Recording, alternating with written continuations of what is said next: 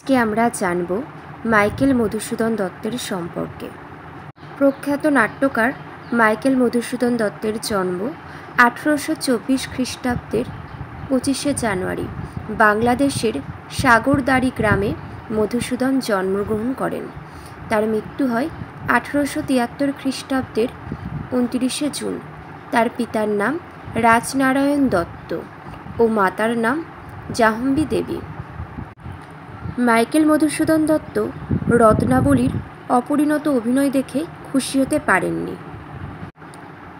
মধুকবি তাই বলেছেন, অলিক কুনাট্য রঙ্গে মজে লোক রাড়ে বঙ্গে, নিরখিয়া প্রাণে নাহি সয়। ফলে প্রাচ্য পাশ্চাত্য নাট্যরীতির সংমিশ্রণে উন্নত বাংলা নাটকের জন্ম হয়। তিনি 1841 খ্রিস্টাব্দে হিন্দু কলেজে ভর্তি হন। 1843 খ্রিস্টাব্দে তিনি খ্রিস্টান ধর্ম গ্রহণ করে শিবপুরের কোনো এক কলেজ থেকে সংস্কৃত, গ্রিক ও ল্যাটিন ভাষায় পণ্ডিত হয়ে ওঠেন। মাইকেল মধুসূদন দত্ত কীভাবে নাটকে বিচরণ করলেন আমরা সেটা এবার জেনে নেব। রত্নাবলীর অপরিণত অভিনয় দেখে মধুকবি নাটক রচনায় ব্রতী হয়। বাংলা নাটকের বিকাশ শুরু হয় তাঁর হাতে।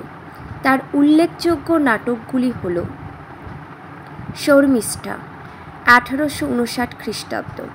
এগুলো খুবই গুরুত্বপূর্ণ, মনে রাখা দরকার সবারই।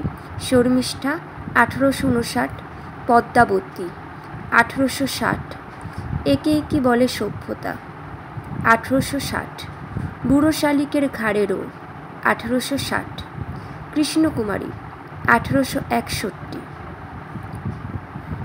মাইকেল মধুসূদন দত্তের বিখ্যাত পৌরাণিক নাটকগুলো আমরা জানব। প্রকাশকাল 1859, শর্মিষ্ঠা নাটকের চরিত্রগুলি দেবযানী, শর্মিষ্ঠা প্রভৃতি। 1874 খ্রিস্টাব্দে মায়াকানন চরিত্রগুলি ইন্দিরা, অজয়, ইন্দুমতি। 1860 খ্রিস্টাব্দে পদ্মাবতী, শচী, রতি, পদ্মাবতী, ইন্দ্রনীল প্রমুখ। এইবার জানব ঐতিহাসিক নাটক। 1861 খ্রিস্টাব্দে কৃষ্ণকুমারী চরিত্রগুলি কৃষ্ণকুমারী, ভীমসিংহ, জগৎসিংহ, মানসিংহ, বলেন্দ্র, সত্যদাস প্রমুখ। এইবার জেনে নেব মাইকেল মধুসূদন দত্তের রচিত বিখ্যাত প্রহসনগুলি, যেগুলো খুবই উল্লেখযোগ্য। তোমরা অনেকেই পড়েছ, একদম বাস্তব জীবনের সাথে অনেকেই এগুলোর মিল পাওয়া যায়। 1860 খ্রিস্টাব্দে একেই কি বলে সভ্যতা। এখানে আধুনিক জীবনের উচ্ছৃঙ্খল, আধুনিক জীবনযাপন, মানুষ কীভাবে তলিয়ে গেছে সেই সমস্ত কিছুই তুলে ধরা হয়েছে। খুবই সুন্দর একটি প্রহসন। নবকুমার চরিত্রগুলি হলো নবকুমার, কালীনাথ, হরকামিনী, কমলা প্রমুখ। আরেকটি উল্লেখযোগ্য প্রহসন হল 1860 খ্রিস্টাব্দে রচিত মাইকেল মধুসূদন দত্তের বুড়ো শালিকের ঘাড়েরও। উল্লেখযোগ্য চরিত্রগুলি ভক্তপ্রসাদ, হানিফ, ফতেমা, গদাধর, পঞ্চানন। এটাও অনেকে পড়েছ, খুবই সুন্দর। কিভাবে অর্থবান মানুষেরা দরিদ্র মানুষদেরকে শোষণ করত সমস্ত কিছু এখানে উল্লেখ করা হয়েছে। নারীরা কিভাবে নির্যাতিত হতো এই সমস্ত কিছুই কিন্তু এই বুড়ো শালিকের ঘাড়েরও প্রহসনে সুন্দরভাবে তুলে ধরা হয়েছে। যারা এখনও পড়োনি এই দুটি প্রহসন অবশ্যই পড়ে নাও, খুব ভাল লাগবে।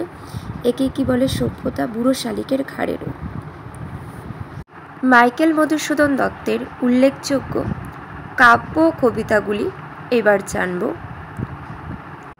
তিলোত্তমা সম্ভব 1860 খ্রিস্টাব্দ, মেঘনাদ বধ কাব্য 1861 খ্রিস্টাব্দ, ব্রজঙ্গনা কাব্য 1861 খ্রিস্টাব্দ, বীরাঙ্গনা কাব্য 1862 ইত্যাদি।